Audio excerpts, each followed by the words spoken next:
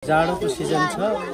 बालबालिकाहरूले तातो कपडा लगाउन नपाएको कारणले स्वास्थ्यमा निमोनिया रुगाखोकी लगायत यस्तो समस्याहरू आइराखेको र उहाँहरूले पठन पाठन पनि चाहिँ आफ्नो स्वास्थ्यमा शरीरमा चाहिँ राम्रो लगाउन नपाएर त्यो समस्या भएको अवस्थामा चाहिँ यो नेपालका साथीहरू विशेष गरेर फ्रेन्ड्स अफ नेपाल भन्ने संस्था र त्यस्तै गरी अब हाम्रो बेनी हेजु हुनुहुन्छ। उहाँ यो धेरै वर्षदेखि उहाँले चाहिँ यो सामाजिक सेवामा काम गरिराख्नु भएको 2 वर्ष अगाडि मात्रै पनि उहाँ लगायत उहाँको टिम आएर हाम्रो हिमाली गाउँपालिका वार्ड नम्बर 5 को टुडीमा सबै बालबालिकालाई झोला वितरण गरियो।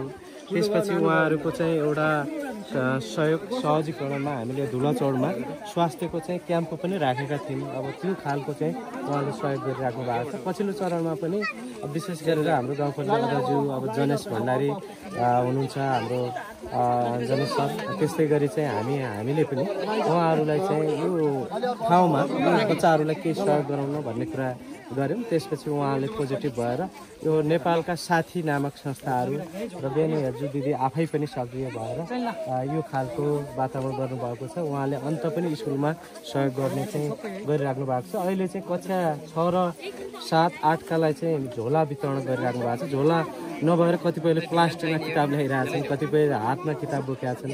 त्यो समस्या उहाँले बुझेर र अर्को उहाँले चाहिँ हामी किउडीमा गएको थियौँ अघिल्लो पटक। किउडीमा जाँदा सबै मान्छेहरूको टोपी च्यातिएको थियो कि त्यहाँ, अनि त्यो टोपी च्यातिएको टोपी सबैले लाएर आउनुभएको। त्यो टोपी चेन्ज गर्न पाए त कम्ती मुहार खुसी हुन्थ्यो होला नि भन्ने हामीले गफ गऱ्यौँ। पछि दिदीले चाहिँ टोपी चाहिँ हामीले चेन्ज गरौँ न त, टोपी दिउँ न त, ठुलो ऊ पनि हुन्न सहयोग हुन्छ भनेर आज त्यो टोपी पनि ल्याएर यहाँ टोपी पनि बाँड्नु भएको छ। टोपीले एउटा नेपालको टोपी ढाका टोपीको एउटा प्रमोट पनि भयो अनि सहयोग पनि भयो। विशेष गरी हामी त गाउँपालिका तर्फबाट उहाँलाई धेरै धेरै धन्यवाद दिन चाहन्छौँ होइन। हामी यो गाउँको तर्फबाट, गाउँपालिका तर्फबाट, जिल्लाकै तर्फबाट यस्तो सहयोगी हातहरू जसले चाहिँ अब एउटा दूरदराजका चाहिँ गरिब बालबालिकाहरूलाई सामान्य केही भए पनि राहत पर्ने किताबहरू, झोलाहरू, लगाउने कपडाहरू, ज्याकेटहरू, यसले गर्दा बालबालिकाहरूलाई पठन पाठनमा सहज हुन्छ। उहाँहरूलाई त्यसो भएर यस्तो खालको सहयोगी मनहरूलाई धेरै धेरै धन्यवाद व्यक्त गर्न चाहन्छु। अझै पनि यस्ता सहयोगहरूको चाहिँ अपेक्षा के छ? भने हाम्रो पालिका नेपालकै अत्यन्तै दुर्गम पालिका हो। अब जिल्ला पनि हिमाली गाउँपालिका, उसै पनि बाजुरा जिल्ला 77 स्थान मानव सूचाङ्कमा पछाडि छ।